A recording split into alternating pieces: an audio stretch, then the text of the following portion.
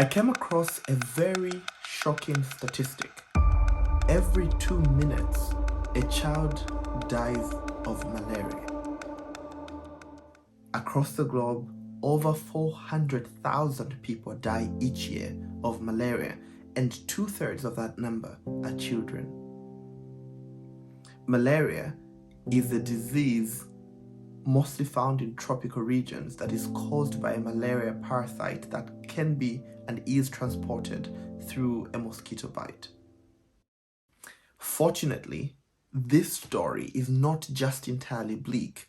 There is some recent development that constitutes good news on the malaria front.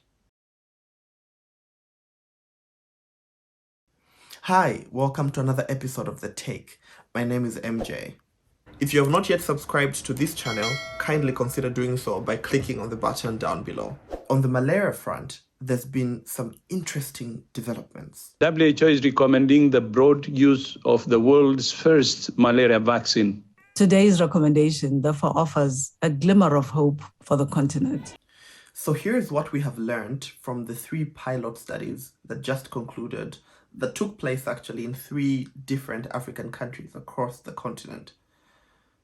We know that the vaccine is safe, it is cost-effective, and it was able to prevent 4 out of 10 malaria cases. Just to expand on the cost-effectiveness of this vaccine, we know that it's also easy to distribute and transport using the existing refrigeration infrastructure across the African continent. This is a strong added advantage. Furthermore, these results of the pilot studies have shown that this new malaria vaccine is a very good complement to the current and existing anti-malaria initiatives that are existing and functional across the African continent. And the rollout of this vaccine would not disrupt these existing measures.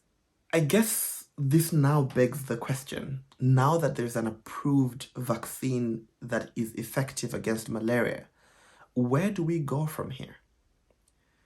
I think there is a series of challenges that must be addressed and resolved in order to have an effective and meaningful rollout of this anti-malaria vaccine. First, we need to secure enough funding in order to meet the demand with adequate supply of anti-malaria vaccines. Another issue is the question of logistics, delivery, and access. As you know, most communities that are affected deeply by the malaria disease are located in rural areas of most countries. And in these developing countries, the question of access and reaching these populations that need these vaccines the most will be a very difficult challenge. But in order for this malaria vaccine to be effective and to have a fighting chance at dealing and eradicating malaria as a disease, we need to reach everyone. Access is paramount. Another issue has to deal with this age of misinformation. In this age of misinformation, the question of how do we raise awareness and adequately sensitize the general public about a new vaccine becomes a very paramount question. There is no doubt in my mind that these issues raised have to be responded to and resolved in order for us to have a fighting chance at eradicating malaria as a disease. But at the same time, I also think there's something auspicious and worth reflecting over with this new discovery of the first ever malaria vaccine. And here's why. First, as already stated, this is the first ever functional and effective and approved malaria vaccine to be effective against a malaria parasite. And this is a big deal because scientifically and biologically, it's very complicated and incredibly difficult to design, develop, and implement a vaccine that is effective against a parasite.